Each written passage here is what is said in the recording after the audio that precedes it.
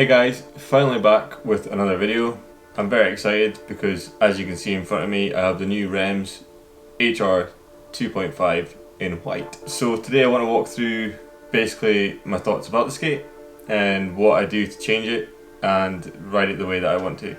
I've got a few new parts here that I've never tried before. Hopefully in a later video I'll be able to do like a review and my thoughts on how they perform and what difference they've made to my skating.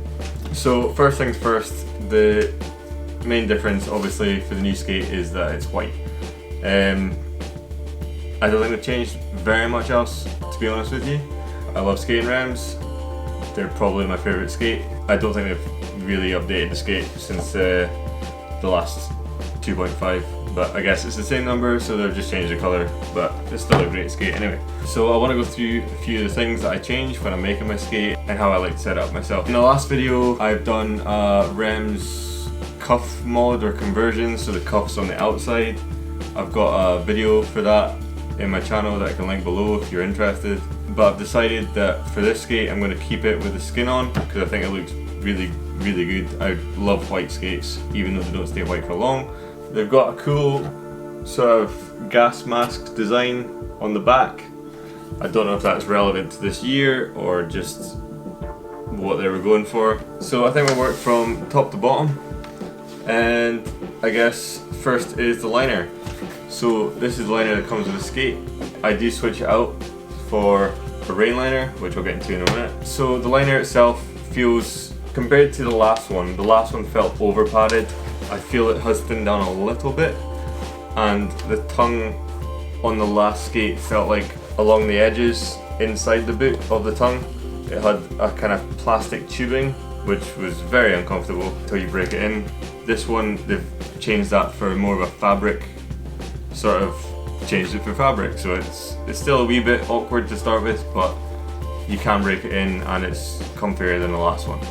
I would say it's a little bit softer than the rain liner, but again, at the end of the day, I guess it's kind of coming from the same distribution as the rain liner, so it's probably going to be very similar of what the materials it's made out of and all that. I can't believe that these skates come with this. It is the old Jug Insole, which for those of you that don't know is Juggernaut footwear. They used to make liners and shoes and anything to do with your feet. However, these are very kind of squishy and awesome for taking any sort of shock. Probably quite close to the material that the SL, the Razor SL, the big white shock absorber, that's kind of close to that, maybe a little bit stiffer, but it's basically just a centimetre of that. It's not a big chunk like the Razor one, but it's fantastic. The one that comes in the rain liner is not my favourite. It's just a cheapy, thin bit of material with a slightly hard bit of plastic on it. If you need the arch support, it's probably a little bit better than the Jug one because there's nothing here for the arch support at all. And the Razor one, you know, doesn't bend around the bottom of your foot, or the rain one. So yeah, I switched that up. So still on the liners, I've moved to the rain liner. I was skating the Rain V3 V-cut, which is the one with the yellow logo on the top. I really enjoyed that liner, but the one I've got is just kind of wearing out. It's getting too thin, and I've kind of it's hard to tighten up my skates. I like my skates really tight, so if I can't do that with a thin liner and skinny ankles, then I need to get a bigger liner so it kind of pushes everything in and there's more to like kind of grab onto. The liner itself, compared to the V3 V-cut, it does feel a bit stiffer. It's definitely stiffer, but the material on the inside feels the same. It's the same sort of neoprene sort of sleeve and sock as the last one. That covers the whole liner inside, so there's no like fabric that you're just rubbing and it just falls apart like the V1s or V2s. So yeah, we're quite happy with this.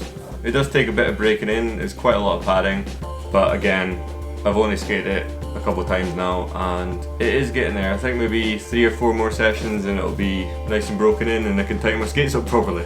Next thing is what are we doing? So right, next thing is the shock absorbers. So the shock absorbers that come with the Remz are reasonably hard, sort of about centimetre thick. Like they're great sort of size for me, but I found it quite painful sometimes when I was just landing tricks. Not the tricks themselves, but just afterwards my legs would ache and stuff. Just probably that shock going through your leg. So I bought these Power Slide insoles, or MyFit, what are they called? MyFit Power Slide shock absorbing squishy insoles, which are the same sort of material as the Jug insole.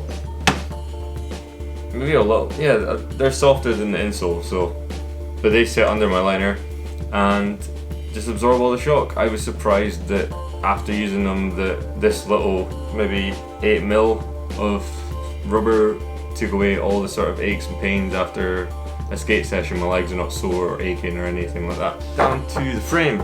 So I've got this new frame, the 50/50 prime frame, which is the one that has a metal core.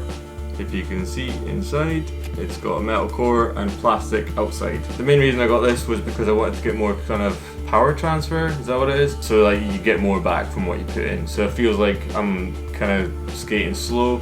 Hopefully this will kind of give me more, I'll be able to keep up my speed a bit better, I think. And hopefully because it makes the boot more solid, it'll be more responsive as well. So inside out, let's start with, right, Moonshine Anti-Rockers. These are UHMW plastic, I believe, super hard. They're from America. If you want a brand in the UK, you can get Slick grind wheels, or whatever they're called, grind rocks. So you can buy it from Slicks. I'll try and leave links to all this stuff in the description if I can remember or find it.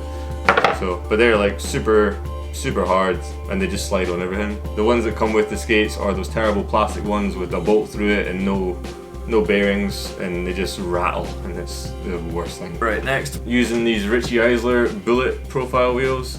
They're very pointed at the top and bottom and all around, I guess, but they're a much more of an angle than most wheels. Most wheels are kind of round or flat, and these are very pointed. So hopefully, again, less contact with the ground, the faster I'll be able to skate and not lose as much speed or like from the energy that I'm putting in, is the whole idea. And last but not least is these crown bearings from Go Project or Local Skates. The bearing itself is thinner, but then the inside wall sticks out, so it pushes the bearing back from the frame, which hopefully gives you more space to turn and not get dirt caught up in them. That's what the brass thing's for, the brass circle. It's meant to stop dirt and crap getting in your wheels and, you know, slowing them down over time. So the whole bottom of my skate, the frame, the wheels, the bearings is all meant to kind of keep up the speed and give me more back from what I put in. So hopefully I'm not getting too tired from just skating, and it should be more enjoyable. So after all these parts I put on, the skate has ended up looking like this. This is probably the final setup I'm going for. I might change the soles for white soles so it's all fresh and clean and white looking.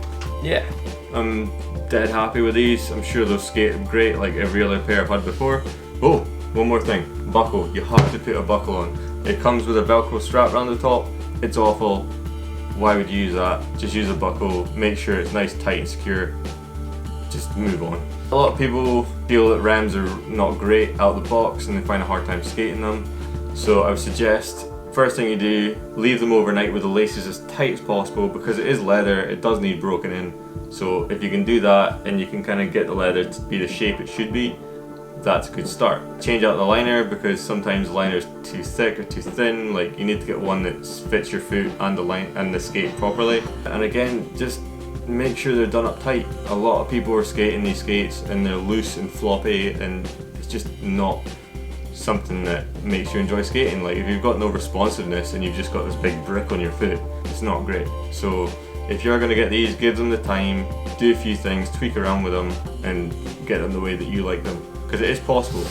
Like with the last pair of Remz I had, when I changed the cuff, I had to change a few more things, like simple things like laces or the height of the shock, and you just need to take the time and mess around with your skates until you get them the way that you like them. Hopefully that is semi-informative. I will be doing catch up and review on the bearings and the frames, see how they're doing, and the rain liner, because there's like not very many videos of that at all. Until next time, just enjoy skating and have fun.